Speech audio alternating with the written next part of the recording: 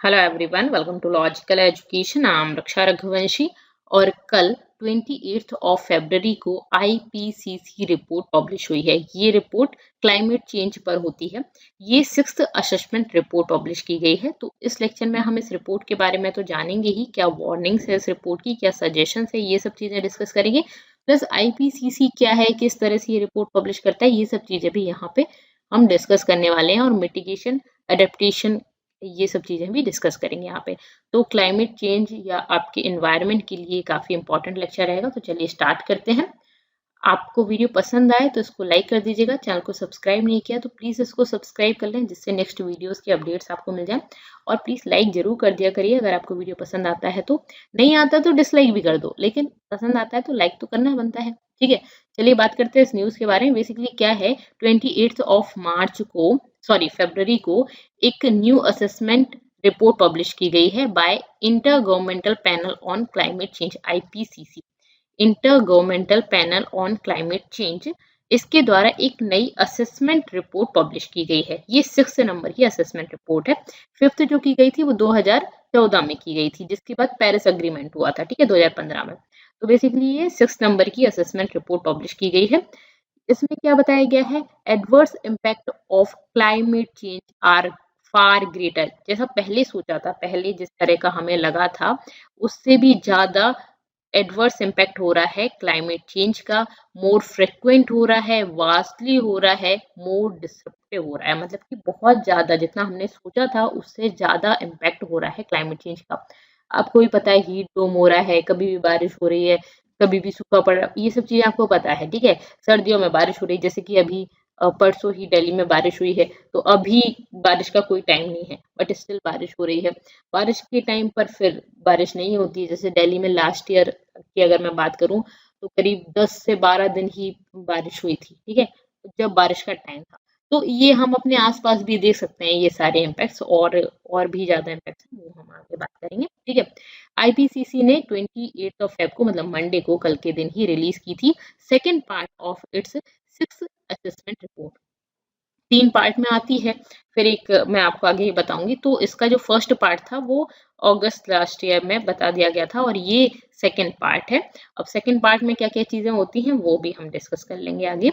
तो ये मंडे को 28 फेब को ये पब्लिश की गई थी। About climate change impacts, risk क्या है, वल्नरेबिलिटीज क्या है, एंड एडेप्टेशन ऑप्शंस क्या है हमारे पास, मतलब हमें क्या क्या करना चाहिए। ठीक है, क्या एडेप्टेशन ऑप्शंस है हमारे पास, हमारे सामने रिस्क क्या है, वल्नरेबिलिटीज क्या है, क्या इम्पैक्ट हो रहा है क्लाइमेट चेंज का। मतलब ये इन्होंने बता दिया कि क्लाइमेट चेंज की वजह से ये चीजें हो रही हैं, ये रिस्क है हमारे पास, और आपको ये काम करना चाहिए जिससे कि ये चीजें ठीक हो जाए। ठीक है, बेसिकली ये सब चीजें इस रिपोर्ट में बताया गया है, मतलब कि प्रॉब्लम और सॉल्यूशन सब बताया गया है। ठीक है, फर्स्ट पार्ट जो है वो अगस्त लास्ट ईयर में इसका पब्लिश किया गया था, 6th असेसमेंट रिपोर्ट।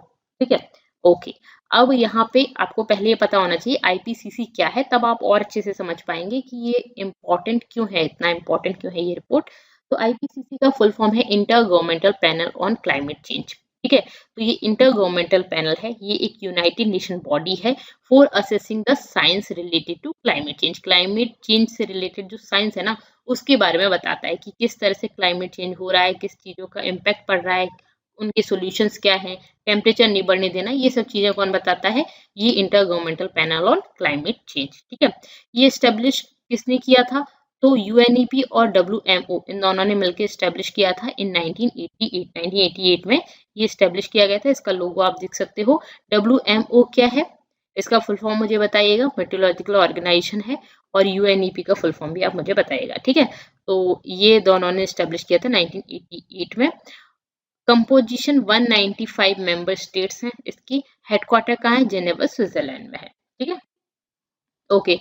उसके बाद अगर हम बात करें तो आईपीसीसी क्या काम करता है, रिपोर्ट पब्लिश करता है। ठीक है, तो कॉम्प्रिहेंसिव असेसमेंट रिपोर्ट करता है, जो अभी बनाई गई है, ये रिपोर्ट बताई गई है। तो ये 3 पार्ट में बेसिकली होती है। तो यहाँ पे कॉम्प्रिहेंसिव असेसमेंट रिपोर्ट प्रिपेयर करता है about the state of scientific, technical and socio economic knowledge on climate change. मतलब क्लाइमेट चेंज पर ही ये कॉम्प्रिहेंसिव रिपोर्ट देता है। वो क्या, scientific, technical and socio economic knowledge, मतलब पूरी की पूरी चीजें बताता है हमें क्लाइमेट चेंज के ऊपर, कि मतलब क्या क्या कौन कौन से फैक्टर्स कितना इम्पैक्ट डाल रहे हैं। ठीक है, क्या इम्पैक्ट है इन सब की, फ्यूचर रिस्क क्या है हमारे सामने, फिर उसके बाद हमें प्रॉब्लम्स बता दी, कौन कौन से फैक्टर्स इसमें इसकी वजह मतलब रीजन है क्लाइमेट चेंज का। दूसरी चीज इम्पैक्ट बता दिया, फ्यूचर रिस्क बता दिया, फिर उसके बाद ऑप्शंस बता रहा है for reducing the rate and which climate change is taking place. ठीक है, तो बेसिकली ये बताएगा कि अब आपके पास क्या क्या ऑप्शंस हैं इसको रिड्यूस करने के, आप इसकी रेट को, जो क्लाइमेट चेंज हो रहा है उसकी रेट को, दर को कम कर सकते हो। इस दर को कम करने के क्या क्या आपके पास ऑप्शंस हैं, eight which climate change is taking place, मतलब जिसकी वजह से क्लाइमेट चेंज हो रहा है तो उसको रिड्यूस कैसे किया जा सकता है। ठीक है, जैसे व्हीकल्स है इन सबको, बाकी हम एनर्जी रिक्वायरमेंट जो है उसकी वजह से व्हीकल से पोल्यूशन हो रहा है, और भी हमारे बहुत सारी चीजें, अभी तो वॉर चल रहा है तो उसकी वजह से भी कितना सारा पोल्यूशन होगा। ठीक है, IPCC does not conduct it's research, IPCC अपनी खुद की कोई रिसर्च नहीं करता, ये बाकी जो रिसर्चेस हैं उनके बेसिस पर डेटा देता है। ठीक है, और वो काफी इंपॉर्टेंट होती है, आगे आपको समझ आएगा। ठीक है, फिफ्थ असेसमेंट रिपोर्ट जो है वो रिलीज की गई थी आईपीसीसी के द्वारा 2014 में, और सिक्स जो है वो अभी फेब 2022 में की गई, और इसको आगे भी एक और रिपोर्ट भी आएगी इसकी। ठीक है, तो अभी तो हम इसके बारे में डिस्कस कर लेते हैं। आईपीसीसी का स्ट्रक्चर किस तरह से है, तो डब्ल्यूएमओ और यूएनईपी के द्वारा बनाया गया है। एक प्लानरी होती है आईपीसीसी की, मतलब जो प्लान वगैरह बनाता है आईपीसीसी सेक्रेटरीट, बेसिकली आईपीसीसी ये प्लान्स बनाता है, और आईपीसीसी ब्यूरो होता है, और एक एग्जीक्यूटिव कमेटी होती है, मतलब जो एग्जीक्यूट करने के काम आती है, मतलब प्लान बना उनको एग्जीक्यूट करना है किस तरह से। तो बेसिकली ये है, इनमें वर्किंग ग्रुप होते हैं, वर्किंग ग्रुप 1, 2 और working group 3। Task force on national green house gas inventories. ठीक है, तो एक ये टास्क फोर्स होती है। वर्किंग ग्रुप 1 की जो रिपोर्ट थी वो अगस्त में हो चुकी है, आपको बता दिया मैंने। ठीक है, फिजिकल साइंस बेसिस, ठीक है, इस बेसिस पर ये रिपोर्ट तैयार की। वर्किंग ग्रुप 2 जो है वो इम्पैक्ट्स बताता है, एडेप्टेशन बताता है एंड वल्नरेबिलिटीज बताता है। ठीक है, तो ये बेसिकली सारी की सारी चीजें ये वर्किंग ग्रुप 2 जो रिपोर्ट पब्लिश की गई है। वर्किंग ग्रुप 3 क्या है, mitigation of climate change. Mitigation और अडेप्टेशन दो वर्ड्स आपको नए लग रहे होंगे, इन वर्ड्स को हम पढ़ेंगे अभी। ठीक है, ऑथर्स, कंट्रीब्यूटर्स, रिव्यूअर्स, ये सब चीजें जो इसमें मतलब काफी सारे एनजीओ वगैरह होते हैं जो ये देखते हैं, इस तरह से चीजें होती है, तो रिव्यू भी करते हैं, कंट्रीब्यूट करते हैं, और ऑथर वगैरह। ठीक है, बेसिकली ये काम है इसका।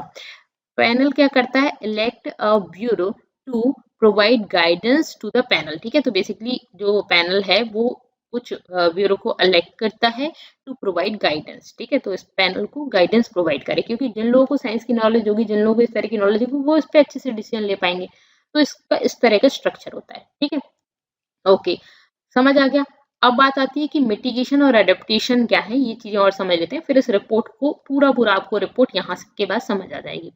मिटिगेशन क्या होता है, मिटिगेशन भी मतलब कम करना होता है, एडेप्टेशन भी मतलब हमें क्या चीजें करनी चाहिए जिससे कि क्लाइमेट चेंज ना हो। तो एक ही तरह की चीज है, लेकिन globally responsible thing to do actions, मतलब कौन कौन सी चीज ग्लोबली रिस्पॉन्सिबल है, कौन कौन से काम ग्लोबली सबको करने चाहिए। ठीक है, that reduce the emission and contribute to climate change. ठीक है, जिससे कि एमिशन कम हो। हम बात कर रहे हैं एमिशन एमिशन एमिशन, हम हमेशा जब भी एनवायरनमेंट की बात करते हैं, और एनवायरनमेंट के क्वेश्चंस बहुत आते हैं एग्जाम में, तो सबसे ज्यादा इंपॉर्टेंट है carbon dioxide emission. Carbon emission की हम बात करते हैं, व्हीकल से जो गैसेस निकलती हैं, तो इन सब के एमिशन की वजह से हमारी ग्रीन हाउस गैस इफेक्ट हो रही है, तो उससे हमारा क्लाइमेट चेंज इफेक्ट हो रहा है। ठीक है, तो बेसिकली ये सारी ग्लोबली रिस्पॉन्सिबल थिंग्स हैं, क्योंकि हर जगह भी ये चीज हो रही है। एडेप्टेशन में है कि लोकली अडेप्ट करो, locally responsible things to do actions that minimize or prevent the negative impact of climate change। मतलब कि ये जो हम चीजें, जैसे कि हम पेड़ पौधे काट रहे हैं, तो लोकली रिस्पॉन्सिबल थिंग्स जो हैं, जो एक्शंस जो करना है जिससे कि मिनिमाइज हो सके और प्रिवेंट हो सके नेगेटिव इम्पैक्ट्स, क्लाइमेट चेंज पर जो नेगेटिव इम्पैक्ट्स पड़ रहे हैं उसको हम कम से कम कर सकें। ये एडेप्टेशन है। मिटिगेशन मतलब मिटिगेशन ग्लोबली हो गया, एडेप्टेशन लोकली हो गया, सिंपल सी बात है। तो सारी चीजें समझ आ गई। ठीक है, अब देखो यहाँ पे मिटिगेशन में कौन कौन सी चीजें आ सकती हैं, ये जो चीजें है ना बीच में, वो दोनों में आएंगी। ठीक है, जियोथर्मल, सोलर थर्मल हो जाएगा। ठीक है, डिस्ट्रिक्ट हीटिंग हो जाएगा, ये सब चीजें आपका बिल्डिंग डिजाइन फॉर नेचुरल, ये बेसिकली ये सारी दोनों में आएंगी। ठीक है, ओके, लोकल फूड प्रोडक्शन किस तरह से करना चाहिए, वाटर कंजर्वेशन करना चाहिए, तो ये मिटिगेशन में भी आ गया, एडेप्टेशन में भी आ गया। ठीक है। ग्रीन रूफ्स हो गया, मतलब पेड़ पौधे वगैरह लगाओ, वाटर कंजर्वेशन करो, फूड प्रोटेक्शन किस तरह से आपको करना है, ये ट्री प्लांट करना है, केयर करना है, ये लोकली भी हो गया और ग्लोबली भी हो गया, तो ये तो दोनों में आ जाएंगे। अब देखिए मिटिगेशन, सस्टेनेबल ट्रांसपोर्टेशन, सस्टेनेबल हो, व्हीकल्स वगैरह जो यूज कर रहे हैं जिससे आपका गैसेज एमिट हो रही हैं, तो वो बेसिकली आपको नहीं करना है। हम क्या बात कर रहे हैं, हम एनर्जी कंजर्वेशन की बात करते हैं, सोलर एनर्जी की बात करते हैं, रिन्यूएबल एनर्जी की बात करते हैं कि उससे व्हीकल्स आप चलाओ, ठीक है। ग्रीन एनर्जी की बात करते हैं, हाइड्रोजन एनर्जी की बात करते हैं। क्यों कर रहे हैं हम, क्यों, क्योंकि हमारा जो ट्रांसपोर्टेशन जिसमें हम पेट्रोलियम वगैरह यूज कर रहे हैं वो ना करें, ठीक है। तो और एनर्जी भी हमारी जो ये वाटर से बन रही है, ठीक है, तो वो एनर्जी को हम किससे बनाएं, सोलर एनर्जी से बनाएं, तो वो हम बात कर रहे हैं। तो ये रिन्यूएबल एनर्जी हम यूज करें, ऐसी एनर्जी ना यूज करें जो एक बार की और खत्म हो गई, तो वो एनर्जी या पेट्रोलियम है। तो सस्टेनेबल ट्रांसपोर्टेशन करें, एनर्जी कंजर्वेशन करें, ठीक है। Building code changes to improve energy efficiency, वही सिंपल सी बात है कि एनर्जी एफिशिएंसी बढ़े हमारी। एनर्जी एफिशिएंसी क्या होती है, जैसे कि आपको पता होगा कि 100% अगर हम लेके चलते हैं तो कोई भी चीज 100% नहीं होती, अगर हम फिजिकल टर्म्स में देखें तो कुछ ना कुछ उसमें नेगेटिव रहता है। तो बेसिकली ये है कि आपका 60% एफिशिएंसी आती है, 80% आती है, बाकी वेस्ट हो जाता है। तो एनर्जी भी अगर आप बात करो ना, 100, हम फिजिक्स अगर आपने पढ़ी हो तो आपको ये बात पता होगी कि 100%, जब हम पढ़ने की बात करते हैं तब हम 100% एफिशिएंसी की बात करते हैं, लेकिन 100% नहीं होती, 60, 70, 80% होती है। तो हमें क्या करना है कि एफिशिएंसी उसकी बढ़ानी है जिससे कि ज्यादा वेस्टेज ना हो। ओके, एक चीज से दूसरी चीज में जब आप एनर्जी, आपने ये बात पढ़ी होगी कि एनर्जी को आप एक चीज से दूसरी चीज में चेंज कर सकते हो, खत्म नहीं होती कभी, लेकिन कुछ ना कुछ तो खत्म होती है, तो एफिशिएंसी उसकी बेसिकली बढ़ाई जाए, ठीक है। Expand deep lake water cooling, improve vehicle fuel efficiency, ठीक है। Capture and use landfill and digester gases, basically हमें इसको करना है, ठीक है। तो ये मिटिगेशन हो गया आपका। ओके, उसके बाद आपका है एडेप्टेशन में। एडेप्टेशन में इंफ्रास्ट्रक्चर अपग्रेड करना, इंफ्रास्ट्रक्चर जो है उसको हमें अपडेट करना है अपना। रेसिडेंशियल प्रोग्राम्स की अगर हम बात करें, ये सब हमें सही करने हैं। हेल्थ प्रोग्राम्स हो गए, ठीक है। इमरजेंसी एंड बिजनेस, इसको प्लान करना है आपको, किस तरह से करना चाहिए, तो ये सब चीजें हमें प्लान करनी है। हेल्प फॉर वल्नरेबल पीपल, तो जो लोग, जैसे कि अभी हमारा एयर पोल्यूशन इतना ज्यादा बढ़ जाता है, AQI लेवल बढ़ जाता है, तो वो जैसे कि पटाखे वगैरह इंडिया में काफी चलाए जाते हैं, उसकी वजह से पोल्यूशन हो जाता है। और जो फार्मिंग है उसकी वजह से भी इंडिया में पॉल्यूशन हो जाता है। व्हीकल्स की वजह से तो पॉल्यूशन है, थोड़ा सा बढ़ता है तो बहुत ज्यादा वल्नरेबल हो जाता है। इस रिपोर्ट में ऐसा बोला भी गया है कि मुंबई काफी ज्यादा वल्नरेबल कंडीशन में है, और एक और जगह की बात की गई है, वो मैं आपको बताऊंगी आगे, ठीक है। और कोस्टल एरिया की भी बात की गई है। नेक्स्ट है कि रिपोर्ट में क्या क्या वार्निंग्स दी गई हैं। तो अभी मैंने आपको IPCC के बारे में बता दिया सारा, अब हम रिपोर्ट के बारे में बात करते हैं। माइनर और इंक्रीमेंटल जो रिस्पॉन्सेज हैं वुड नॉट बी सफिशिएंट, वो सफिशिएंट नहीं है। ये जो क्राइसिस हमारे सामने है उनसे डील करने के लिए वो सफिशिएंट नहीं है। हम बात करें कि 1.5 डिग्री सेल्सियस से हमें टेम्परेचर जो है वो कम रखना है, ठीक है। अगर हम इतनी बात कर रहे हैं, ये तो अपने आप ही 2040 तक ये इतना लेवल ले लेगा, अचीव कर लेगा खुद ही, ठीक है। 1.5 degree Celsius warming was likely to be achieved before 2040, 2040 तक ये खुद ही इतना टेम्परेचर बढ़ जाएगा, इतना टेम्परेचर बढ़ जाएगा।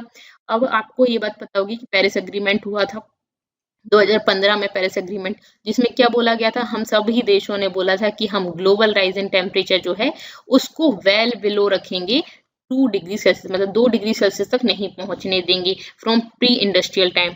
मतलब प्री इंडस्ट्रियल टाइम में हम कौन सा टाइम लेते हैं, 1850 से 1900, जब इंडस्ट्रीज वगैरह नहीं थी, और इंडस्ट्री वगैरह बढ़ी, उसकी वजह से टेम्परेचर वगैरह काफी ज्यादा राइज हो गया। अब वो ग्लोबल राइज इन टेम्परेचर जो है, जिसकी वजह से हमारे क्या हो रहे हैं, बर्फ पिघल रहे हैं, ग्लेशियर पिघल रहे हैं, जिससे हमारे जो बर्फ में जो स्पीसीज रहती हैं वो मर रही हैं, और मर रही हैं, उनका हैबिटेट लॉस हो रहा है, तो ये सारी प्रॉब्लम्स हो रही हैं, ठीक है। तो बेसिकली हमें ग्लेशियर्स वगैरह ना पिघलें, ये सब चीजें हो, तो उसके लिए जो टेम्परेचर में ग्लोबल राइज हो रहा है उसको हमें 2 डिग्री सेल्सियस से कम रखना है।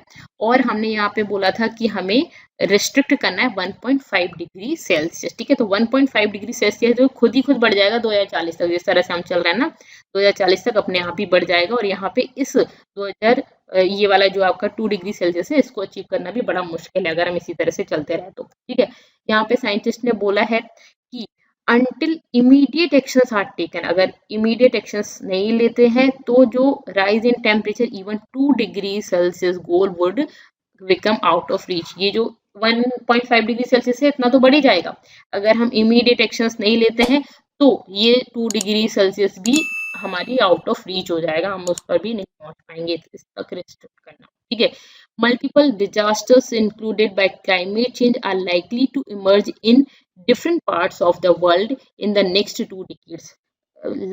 अगले जो 20 साल आने वाले 20 साल हैं उसमें बहुत सारे डिजास्टर्स आने वाले हैं different parts of the world में, मतलब कि पूरी दुनिया में बहुत सारे डिजास्टर्स आने वाले हैं। उन्होंने ये बता दिया, ये क्या बताते हैं कि फ्यूचर में क्या क्या इम्पैक्ट होंगे, तो उन्होंने बताया कि बहुत सारे डिजास्टर्स आने वाले हैं, लैंडस्लाइड वगैरह की बात करें या भूकंप आ जाए इस तरह की अगर हम बोल रहे हैं, या फिर बाढ़ वगैरह आ जाती है, तो ये सारी जो चीजें डिजास्टर्स, काफी सारे डिजास्टर्स आने वाले हैं अगले 20 सालों में।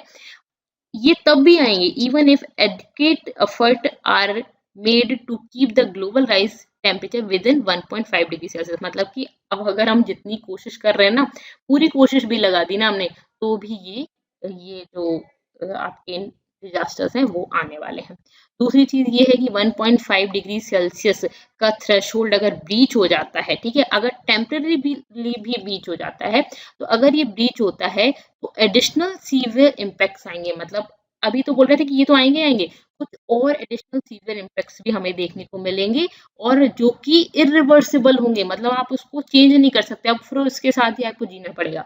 इस तरह के इम्पैक्ट्स हमें देखने को मिलेंगे।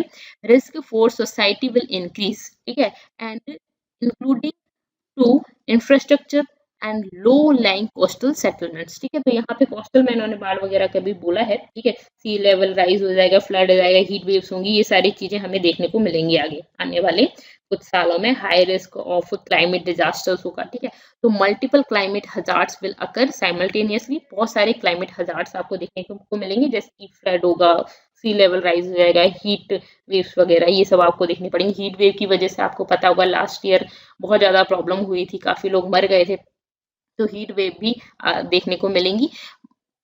इसके अलावा multiple climatic and non climatic risk भी होंगे। ठीक है, और इसके अलावा और क्या बोला गया है इस रिपोर्ट में, इसके अलावा इस रिपोर्ट में बोला गया है capacity to adapt the rising temperature was already getting weaker, मतलब कि देखिए हमारी बॉडी जो है वो एक कितने हद तक टेम्परेचर राइज को अडेप्ट कर सकती है। बेसिकली बॉडी या पूरा का पूरा एनवायरनमेंट ही हमारा जो टेम्परेचर राइज हो रहा है उसको अडेप्ट करने की कैपेसिटी हमारी अभी भी कम है। ठीक है, तो बेसिकली कैपेसिटी जो टेम्परेचर को अडेप्ट करने की, जो राइज हो रहा है टेम्परेचर उसको अडेप्ट करने की कैपेसिटी वीकर हो रही है। ठीक है, for living beings as well as natural system. ठीक है, तो लिविंग बींग हम सब के लिए भी है, एनिमल्स के लिए भी है, और नेचुरल सिस्टम के लिए भी ये जो कैपेसिटी है वो वीकर है। और जैसे जैसे टेम्परेचर राइज हो रहा है ना, ये और रिड्यूस हो रही है। तो आपको भी पता है कि कोल्ड एज आती है, फिर उसके बाद हॉट एज आती है, मतलब एक बार टेम्परेचर कम होता है, ये नेचुरली भी होता है, और एक बार बढ़ता है। लेकिन ह्यूमन के काम की वजह से, जो इंडस्ट्रीज वगैरह हो गई हैं, जो हमारे काम है उसकी वजह से इसकी जो रेट है वो काफी बढ़ गई है। टेम्परेचर बहुत जल्दी जल्दी राइज हो रहा है, राइज तो होना ही था बट बहुत जल्दी जल्दी राइज हो रहा है। तो अब बहुत जल्दी राइज हो रहा है, और हमारी बॉडी, हमारे जो एनिमल्स हैं वो एक, आपको ये बात पता होगी कि एक तरह की एनवायरनमेंट में ही रहते हैं, एक तरह का हैबिटेट होता है, एक तरह का उनका, इतनी बॉडी उनकी सहन कर पाती है इतना टेम्परेचर। तो अगर ये राइज हो रहा है और उस हिसाब से हमारी बॉडी एडजस्ट नहीं कर पा रही है, वो वीकर है, क्योंकि ये टेम्परेचर तो ज्यादा तेजी से राइज हो रहा है और हम तो अपनी बॉडी को उस हिसाब से नहीं कर पा रहे हैं, तो ये और ज्यादा मुश्किल हो जाएगा। सॉफ्ट लिमिट की बात करें अगर हम, to some human adaptation, adaptation मतलब ये चीजें हमें करनी है, मैं आपको बता चुकी हूँ already, have been reached but can be overcome by addressing a range of constraint. Primary function हो गया गवर्नेंस, मतलब कि गवर्नमेंट इसके लिए कुछ प्लान्स वगैरह बनाए, इंस्टीट्यूशंस एंड पॉलिसी कंस्ट्रेंट की वजह से हो सकता है। हार्ड लिमिट की अगर हम बात करें एडेप्टेशन की, have been reached in some ecosystems. ठीक है, तो हार्ड लिमिट्स भी पहुंच चुकी है कुछ इकोसिस्टम्स में। ओके, तो ये बेसिकली इस रिपोर्ट में ये सारी चीजें बोली गई हैं। इसके अलावा और क्या बोला गया है कि ये क्लियर है कि माइनर मार्जिनल और रिएक्टिव और incremental changes want be sufficient. ठीक है, ये सफिशिएंट नहीं है यहाँ पे जो हम कर रहे हैं माइनर, मार्जिनल, रिएक्टिव और इंक्रीमेंटल चेंजेस। मतलब बेसिकली गवर्नमेंट सारी ट्राई कर रही है कि क्लाइमेट चेंज ना हो, अपने अपने स्टेप्स ले रही हैं। तो इस पे मैंने काफ़ी सारी रिपोर्ट्स पहले भी बनाई हैं, तो आप उनको देख सकते हो। तो बेसिकली गवर्नमेंट ट्राई तो कर रही है लेकिन उतना सफिशिएंट नहीं है, लार्ज गैप है इन द एडेप्टेशन एक्शंस। ठीक है, लार्ज गैप क्यों है? क्योंकि गवर्नमेंट उतना ज़्यादा उस पर ध्यान नहीं देती है, लैक ऑफ फंडिंग, उतना फंड नहीं है। तो बेसिकली अगर आपको पता हो कि यहाँ पे जो डेवलप्ड नेशन है उनकी रिस्पॉन्सिबिलिटी बनती है कि वो फंड ज़्यादा प्रोवाइड करें, क्योंकि वो तो ऑलरेडी डेवलप हो चुके हैं। अगर हम इंडिया से बात करें, डेवलपिंग नेशन है या अंडर डेवलप्ड नेशन है, तो उनके पास उतनी टेक्नोलॉजी नहीं है, उतने रिसोर्सेज नहीं है। यहाँ पे जो डेवलप्ड नेशन है उनकी रिस्पॉन्सिबिलिटी बनती है कि जो डेवलपिंग नेशन है उनकी हेल्प करें, जिससे कि वो भी मतलब जैसे कि मान लें हम बात करें अमेरिका की, तो वो तो डेवलप्ड नेशन है, अब उसने अपना डेवलपमेंट कर लिया, अब वो बोले कि नहीं नहीं आप क्लाइमेट चेंज को रोको, क्लाइमेट चेंज को रोको, अब आप डेवलपमेंट ना करो, तो ऐसा थोड़ी होता है। तो अमेरिका को भी हमारी हेल्प करनी पड़ेगी, या जो भी नेशंस हैं जो डेवलप्ड नेशन है उन सभी को बाकी कंट्रीज की हेल्प करनी पड़ेगी, जिससे वो अपना डेवलपमेंट भी कर सके और ये क्लाइमेट को नुकसान पहुंचाए बिना। ठीक है, जैसे कि हम कोल यूज करते हैं, इलेक्ट्रिसिटी यूज करते हैं, तो हम तो वही वाली टेक्नोलॉजी यूज करेंगे जो हमारे पास है। हमें नई टेक्नोलॉजी मिलेगी तभी तो हम अपना डेवलपमेंट भी कर सकें और फिर इसको भी रोक सकें। तो लैक ऑफ फंडिंग होती है, पॉलिटिकल कमिटमेंट, जैसे कि कमिटमेंट तो आपके हो जाते हैं कि हमने मैं आपको कुछ रिपोर्ट्स की लिंक भी दे दूंगी यहाँ पे। ठीक है, तो पॉलिटिकल कमिटमेंट तो हो जाते हैं कि नहीं हम टेम्परेचर राइज नहीं करेंगे, या हम 70% 80% एमिशन कम करेंगे, इस तरह के कमिटमेंट हो जाते हैं। बट पॉलिटिकल कमिटमेंट ही होते हैं और उस पर वर्क उतना ज़्यादा नहीं हो पाता। ठीक है, reliable information and surgeon of urgency, इसलिए क्या है कि गवर्नमेंट इस पे सेकेंडरी रखती है, इसको प्राइमरी नहीं रखती, तो उस वजह से भी दिक्कत होती है। ठीक है, तो ये है बेसिकली पूरा का पूरा इस रिपोर्ट में जो बोला गया है। उसके अलावा यहाँ पे मुंबई में बोला गया कि मुंबई हजार्डस सिचुएशन में है वहाँ पे, और इसके अलावा अहमदाबाद जो serious danger of heat waves feel कर सकता है आगे आने वाले कुछ सालों में। मुंबई हाई रिस्क में है, सी लेवल वहाँ पे राइज हो जाएगा। तो ऐसा भी है कि मुंबई वैसी भी ऐसी जगह पे बना हुआ है कि वहाँ पे हो सकता है कि कभी फ्लड वगैरह आ जाए। अहमदाबाद में हीट वेव्स ज़्यादा हो सकती हैं, वो जनरली अहमदाबाद वाला एरिया जो है वो गर्म ही रहता है। ठीक है, तो वहाँ पे हीट वेव वगैरह ज़्यादा हो सकती हैं, तो ये सब चीज़ें हो सकती हैं। मुंबई में फ्लड और अहमदाबाद में हीट वेव, ये दोनों चीज़ें बताई गई हैं। इसके अलावा जो कोस्टल एरिया है वहाँ पर भी फ्लड वगैरह के चांसेस हो सकते हैं, तो वो सब चीज़ें इसमें बताई गई हैं। इसके अलावा यहाँ पे और भी क्लाइमेट चेंज की वजह से वेक्टर बॉर्न और वाटर बॉर्न डिसीजेस जो होती हैं वो हो सकती हैं, जैसे कि मलेरिया हो गया, डेंगू हो गया, ये सब ट्रॉपिकल रीजन्स में जनरली होंगी, एशिया के सब ट्रॉपिकल रीजन्स में। और इसके अलावा और भी मेंटल प्रॉब्लम्स भी हो सकती है, मेंटल डिसऑर्डर हो सकता है लोगों को।